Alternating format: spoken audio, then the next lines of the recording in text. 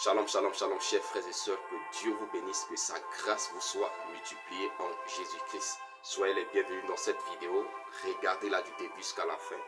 Likez si vous pouvez liker, commentez si vous avez des commentaires à faire. Bien sûr, après avoir regardé la vidéo et surtout si vous êtes édifié, n'hésitez pas à la partager autour de vous. Que Dieu vous bénisse, que sa grâce vous soit multipliée. Alors, dans cette vidéo, je prends comme thème « Réveillez-vous de vos sommeils ». Réveillez-vous de vos sommeils. Bien-aimés dans le Seigneur, le temps n'est pas au sommeil. Ce n'est pas le moment de dormir. Ce n'est pas ce moment-là, bien-aimés dans le Seigneur. Malheureusement, beaucoup des enfants de Dieu dorment aujourd'hui. Beaucoup des enfants de Dieu dorment. C'est l'une des choses que le Seigneur a reproché à ses disciples. Le Seigneur a reproché à ses disciples du fait qu'ils n'ont pas pu passer une heure avec lui. À cause de quoi? À cause de l'assoupissement, à cause du sommeil qui les dominait. Voyons la parole de Dieu dans Matthieu, le chapitre 26, à partir de verset 36. À partir de verset 36 où il est écrit: Là-dessus, Jésus alla avec eux dans un lieu appelé Gethsémani. Et il dit aux disciples: Asseyez-vous ici, pendant que je m'éloignerai pour prier.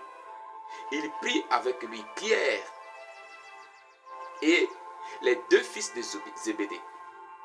Et il commença à éprouver de la tristesse et des angoisses.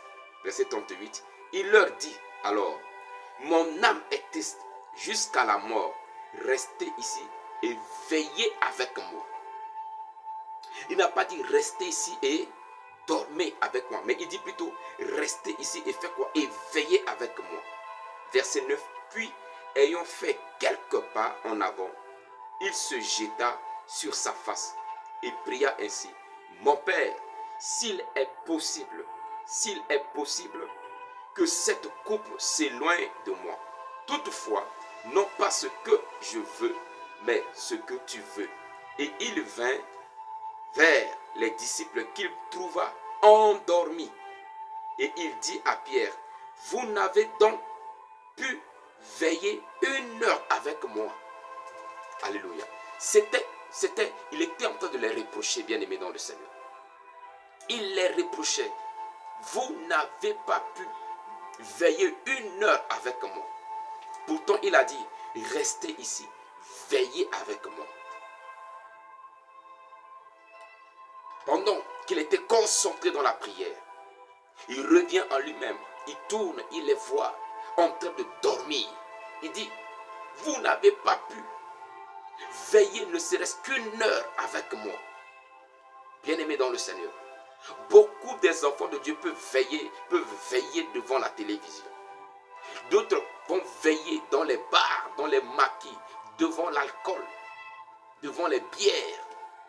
D'autres peuvent veiller sur leur téléphone, devant leur ordinateur, en train de se divertir, en train de distraire. Mais combien sont ceux-là qui veillent dans la présence de Dieu, qui veillent dans la prière, qui veillent dans la méditation de la parole de Dieu, et même qui veillent dans la foi, car beaucoup ont succombé dans la foi. Le Seigneur a reproché cela aux disciples, du fait qu'ils n'ont pas pu veiller ne serait-ce qu'une heure, bien-aimés dans le Seigneur, dans les 24 heures de la journée. Combien de temps passez-vous dans la présence de Dieu? Vous allez dire que oui, non, je n'ai pas de temps, je travaille. Oui, tu travailles, mais est-ce que tu travailles à ton salut? C'est bon de travailler pour la nourriture, c'est bon de travailler pour payer vos factures, c'est bon de travailler pour prendre soin de vos familles. Mais est-ce que vous travaillez pour votre salut? Travailler à votre salut doit vous amener à avoir du temps pour méditer la parole de Dieu, à avoir du temps pour être dans la présence de Dieu, en prière, ou encore dans la communion fraternelle avec les frères, pour être édifié. avec les enseignes. Beaucoup passent leur temps soit à travailler, soit à se divertir. Mais malheureusement, peu sont ceux qui passent du temps dans la présence de Dieu. Je ne suis pas en train d'encourager ceux qui ne travaillent pas. Non, c'est bon de travailler, mais nous devons faire la part des choses. J'ai fait une vidéo où j'ai intitulé, j'ai oublié le thème, mais dans cette vidéo, oui, je pense que le thème c'est faire la part des choses. Où je parlais du fait que nous devons donner à César ce qui est à César et donner à Dieu ce qui est à Dieu. C'est-à-dire avoir du temps pour travailler pour notre vie terrestre, mais aussi avoir du temps pour la communion avec le Seigneur. C'est très important, bien aimé dans le Seigneur. Malheureusement, beaucoup n'ont plus ce temps-là. Et c'est dommage. C'est très dommage, bien aimé dans le Seigneur. Voyons ce que l'apôtre Paul nous dit dans le livre de Romains, le chapitre 13. Romains, le chapitre 13, le 11e verset. J'aime ce verset. Ce verset nous dit quoi? Il dit, cela importe d'autant plus que vous savez en quel temps nous sommes. C'est l'heure de vous réveiller enfin du sommeil, car maintenant le salut est plus près de nous que lorsque nous avons cru. Peut-être vous avez cru dans les années 1980. Peut-être vous avez cru dans les débuts des années 2000. Peut-être vous avez cru il y a de cela 3 ans, 4 ans, 5 ans, voire même 10 ans en arrière. Mais maintenant, dans cette étape de votre vie chrétienne, le salut est plus proche de vous. Et quand on parle du salut qui est plus proche, on parle de l'enlèvement de l'Église. On parle de retour de notre Seigneur Jésus-Christ. Rappelez-vous, le Seigneur a dit à ses disciples qu'il y a plusieurs demeures dans le royaume de mon Père. Je vais partir, vous préparer une place et je reviendrai. Je reviendrai vous chercher. Bien-aimés dans le Seigneur Jésus revient bientôt nous chercher. Il revient bientôt chercher son Église. Mais est-ce que vous êtes éveillés? Il a donné une parabole. Il dit quel est le maître de la maison qui sait l'heure à laquelle le voleur va venir et va se laisser emporter par le sommeil. Bien-aimés dans le Seigneur, si vous savez que le voleur va passer pour cambrioler votre maison à 0 heure de la nuit, à 1 heure du matin, à 2 heures, à 3 heures de la nuit, vous allez passer votre temps à dormir. Et si vous faites erreur de dormir à cette heure-là, à votre réveil, votre maison sera vide. C'est ainsi que beaucoup des enfants de Dieu qui dorment aujourd'hui, après le son de la trompette, quand ils vont se réveiller, ils seront surpris de voir que l'Église n'est plus sur terre. Et la plus grande surprise désagréable, c'est de voir qu'ils ne sont pas enlevés, mais ils sont restés sur terre. Bien-aimés dans le Seigneur, réveillez-vous de vos sommeils, parce que les ténèbres sont en train d'envahir le monde. Nous sommes au temps de la fin. Le monde des ténèbres travaille. Nous voyons la multiplication des sectes. Nous voyons la multiplication des œuvres maléfiques. Nous voyons l'avancée des ténèbres. Bien-aimés dans le Seigneur, nous ne devons pas dormir, mais nous devons nous réveiller dans la prière. Nous devons être éveillés dans la prière.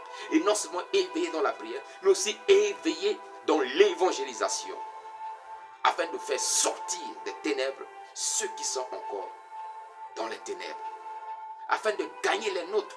Vous vous rappelez de ce que l'apôtre Paul dit à ce centenier. Il dit, crois au Seigneur Jésus, tu seras sauvé toi et ta famille. Bon nombre de personnes dans notre famille sont encore dans les ténèbres. Travaillons pour les faire sortir, bien-aimés dans le Seigneur. Ne dormons pas, ne baissons pas les bras. Quand on parle de dormir, on parle du fait qu'on baisse les bras. Quand on parle de dormir, on parle du fait qu'on n'est pas éveillé dans la prière, mais on n'arrive plus à prier. On est découragé dans la foi. On n'est plus zélé pour les choses de Dieu. On n'est plus zélé pour le service de Dieu. Alors que le monde des ténèbres sont à l'œuvre 24 heures sur 24. Bien-aimés dans le Seigneur, je viens par cette vidéo vous supplier de vous réveiller. Réveillez-vous, serviteurs, servantes de Dieu. Réveillez-vous, chers intercesseurs. Beaucoup étaient des grands intercesseurs, mais aujourd'hui, ils ont baissé les bras. Beaucoup, au début de la foi en Christ, ils aimaient la parole de Dieu. Ils se conformaient même à la parole de Dieu. Mais au fur et à mesure que les temps passent, le fait de s'habituer aux prédications, aux enseignements, à un moment, c'est fini. Le zèle est perdu. C'est fini. On sombre maintenant dans l'impureté, dans les débauches, dans l'adultère, dans les mauvaises vies. Bien-aimés dans le Seigneur, réveillez-vous de vos sommeils. Ne laissez pas les ténèbres vous envahir. Réveillez-vous de vos sommeils.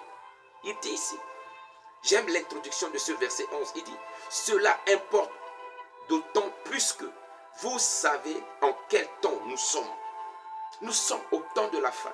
Et vu que nous sommes au temps de la fin, ce n'est pas le moment de dormir. Ce n'est pas le moment de baisser les bras. Bien-aimés dans le Seigneur, c'est le moment de travailler efficacement à l'œuvre de Dieu. C'est le moment de servir le Seigneur avec zèle. Beaucoup ont perdu le zèle de la maison de Dieu. Bien-aimés, n'abandonnez pas votre zèle. Que les situations de la vie ne vous fassent pas perdre vos ailes. Que les conflits internes au sein de l'Église ne vous découragent et ne vous empêchent pas de continuer à œuvrer pour le Seigneur.